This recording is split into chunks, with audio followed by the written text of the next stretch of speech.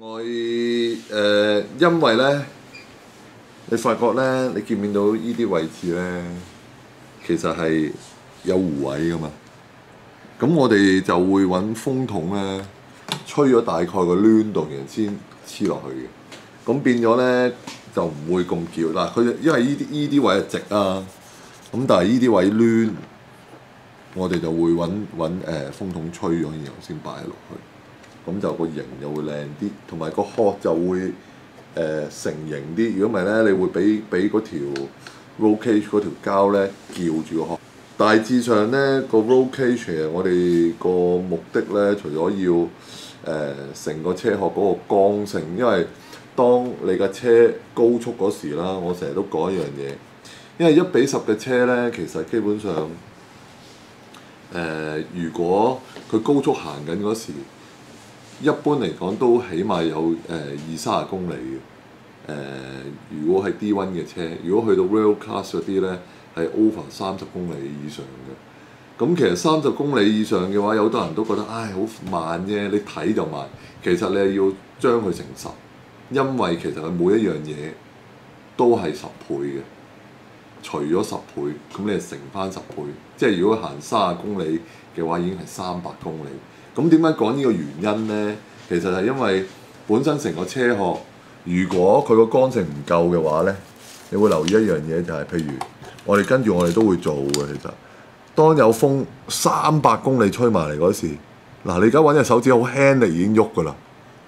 咁成架車變咗嗰個剛性咪弱咯。咁當呢件嘢一拱入嚟嘅話，咁個轆啊呢啲位呢，其實你睇到呢兩邊呢，其實會喐㗎。見到個喐啊！咁見到個喐嘅話咧，其實咧你就會有機會影響你轉向啊、個軚啊、揩到啊，咁變咗就會影響個車手操控嘅車嗰時個 performance 出嚟啦。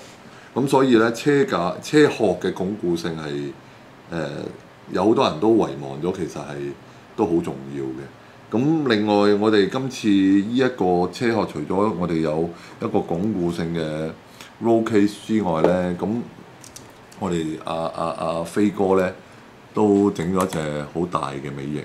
咁呢隻尾翼咧，其實除咗個潮流係比較興之外，一啲 GT ring 啦叫，就係個車個尾翼本身個架喺外殼嘅，同埋都好長嘅，由尾殼伸延到去個主體度嘅，你發覺。咁當然啦，個型係比較靚，同埋其實除咗型之外咧，其實你發覺咧，佢係將嗰個重心轉移擺咗推後個尾。咁你諗下啦，如果依度撳同埋喺依一度撳嘅力，咁當然依個力撳細力啲已經好大力，呢個力要撳好大力先等於依個相等嘅力度。咁所以呢個下壓力就會比一般嘅尾翼係會大咗嘅。咁相對如果呢隻尾翼其實嗱，而家你發覺咧，我哋稍為揾手少少掂嘅，你發覺個尾翼都係會喐嘅。咁我哋稍後時間我哋會做一啲鞏固工程，又係好似真車咁樣，咁啊加啲威亞落去個殼頂，即係變咗一個三角形嘅支架，係拉住呢隻尾翼。咁咧就成個車架變咗係佢一有下壓力係就會成個殼拉低。咁呢樣嘢就會令到高速嗰時架車嘅穩定性係會加強咗啦，係啦。咁呢個就係成個殼咧都係阿飛設計嘅係啦，今次。咁其實今次都幾特別嘅，呢個殼成個殼我冇幫佢整嘅，其實除咗入邊個 roll cage 之外，咁你見到啲花好得意啊！咁其實咧，呢個傻仔佢係自己揾個電腦編下編完嚟揾啲貼紙貼下咁樣，全部嘅貼紙呢架車咧都係阿飛自己揾出嚟嘅，同埋個殼啊噴油啊或者設計各方面都係佢設計嘅。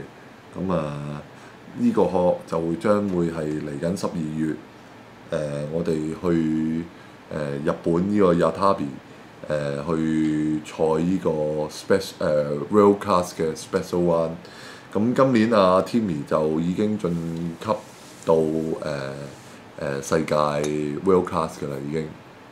而家暫時嚟講，全世界係由佢都幾大壓力，因為點解呢？除咗佢年紀最細之外呢，佢係唯一一個華人嘅車手咁細個可以由 Yokomo 最低嘅 Drift Meeting Sport Class 啦，跟住就 D1 啦，啱啱完咗嘅 D1 啦，佢攞咗一個第二嘅成績啦。咁經過 Yokomo 入邊內部嘅開會之後，都決定咗認清楚同埋認定咗阿 Timmy 就係今年係進佔到 World Class 唯一一個華人車手。咁希望今年我哋都會有啲好嘅成績帶翻嚟俾大家。